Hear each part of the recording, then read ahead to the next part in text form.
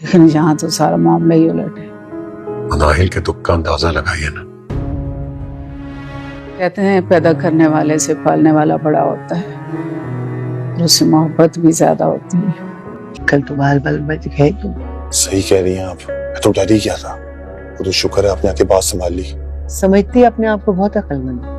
लोगों को तो अपने पालतू जानवर तक से मोहब्बत हो जाती है,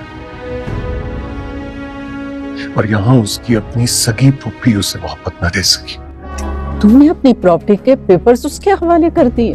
हन्नान सिर्फ मेरा दामाद नहीं, मेरा बेटा भी है, लेकिन है एक नंबर की बेवकूफ। जो भी कहो मान लेती है, जो भी बताओ सच समझ के चुप हो जाती। मैं अपनी कजन के साथ हूँ, अम्मी की भांजी जिसे अपनी बहू बनाना चाहती है। तुम अपनी मंगेतर के साथ घूम रहे हो। प्रॉपर्टी के लिए किसी पे भरोसा नहीं करते, अपना खुद का बेटा ही देख लो, कितना बड़ा फ्रॉड किया उसने। प्लीज मैं तुम्हें रात समझाऊंगा। जा रही चलो यार। और ये सारी शॉपिंग उसके लिए की? यार मंगेतर कहाँ से आ गई? तुम्हें रात में मिलता हूँ ना, मेरी बात। शिबा वो आ रही है, प्लीज जाओ। कौन सी है नान?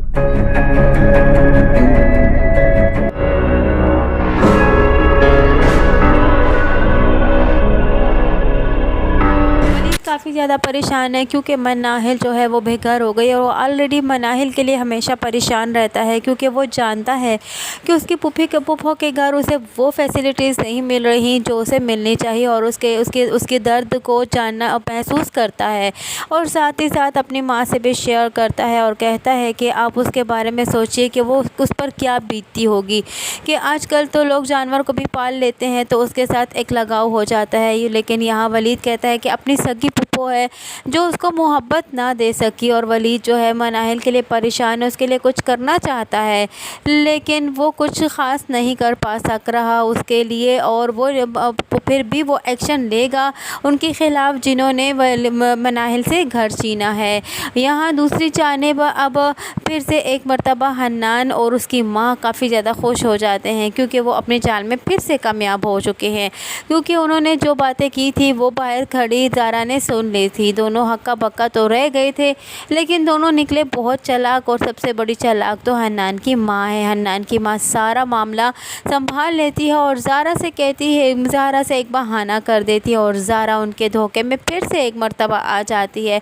और ज़ारा तो वैसे तो ख़ुद को अपने आप को बहुत ज़्यादा होशियार समझती है और चालाक समझती है और समझदार समझती है, लेकिन वो नहीं जानती कि सबसे बड़ी बेवकूफ़ ही है यही बात उसके सास भी उसके बारे में कहती है और उसके ऊपर हंसती है कि अपने आप को बहुत ज़्यादा चालाक कहती है लेकिन एक नंबर की बेवकूफ़ है बेवकूफ़। और शुक्र है कि हमने उससे बहाना कर दिया। हन्नान अपनी माँ से कहता है कि मैं तो बौखला ही गया था, सारा मामला आपने बहुत अच्छे तरीके से संभाल लिया है, अब हम इससे जल्द इसकी जायदाद कब्ज़ा करने की कोशिश करते हैं और इसे रफ़ा दफ़ा करते हैं। इधर दूसरी जानिब शीबा भी जो है वो हन्नान को देख लेती है उसके ज़ारा के साथ। ज़ारा को हन्नान ने काफ़ी ज़्यादा शॉपिंग करवाई होती है। ज़ारा और हन्नान बेटे काफ़ी हंस खेल के बातें कर रहे होते हैं और यहाँ शीबा की नज़र पड़ जाती है हन्नान पर।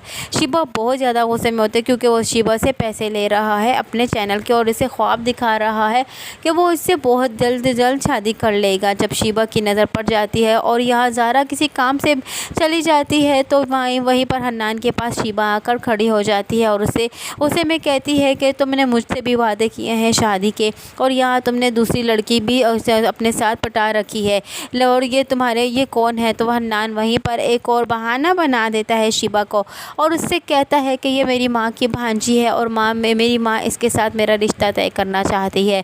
और उसका यहाँ शीबा जब शॉपिंग देखती है तो उसे कहती है कि तुम मज़े से उसकी शॉपिंग करवा रहे हो और वो तुम्हारी मंगेतर है और तुम उससे बहुत जल्द मंगनी करने वाले हो। शीबा बहुत ज़्यादा गुस्से में हो जाती है तो यहाँ हन्नान उसको अपनी बातों में उलझाने की कोशिश करता है। शीबा खैर गुस्से में होती है और वहीं से चली जाती है कि इतने में पीछे से ज़ारा उन दोनों को इकट्ठा देख लेती है। ज़ारा हन्नान पर फिर से एक मर्तबा शक करती है लेकिन हन्नान जो है वो ज़ारा को बहाना करता है कि कोई लड़की थी और वो मेरी दोस्त थी और उससे मेरी जान पहचान थी। खैर यहाँ मामला ख़त्म नहीं होता। हन्नान ने आगे जाकर मज़ीद बहुत कुछ कर देना है।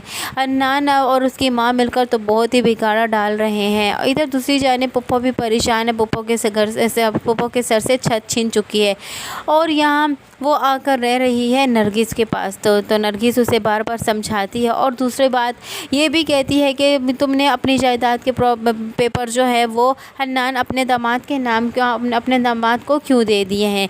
तो यहाँ काफ़ी ज़्यादा पुरएतमाद होकर कहती है हन्नान के बारे में कि वो मेरा दामाद है और मेरे बेटों जैसा है और वो मेरी ज़ारा का बहुत ख्याल रखता है और मेरी ज़ारा की खुशियों उससे मेरे से वाबस्ता है और मेरी ज़ारा बहुत ज़्यादा खुश है, इसलिए मैंने उसे कागजात दे दिए हैं और मेरा हन्नान दामाद बिल्कुल भी ऐसा नहीं हो सकता। मैं उस पर बहुत ज़्यादा एतमाद करती हूँ। खैर यहाँ नरगिस उसे समझाती है कि तुम्हें ऐसा नहीं करना चाहिए था, तुमने बहुत ज़्यादा गलत किया कि तुमने अपने प्रॉपर्टी के पेपर जो है वो हन्नान को दे दिए।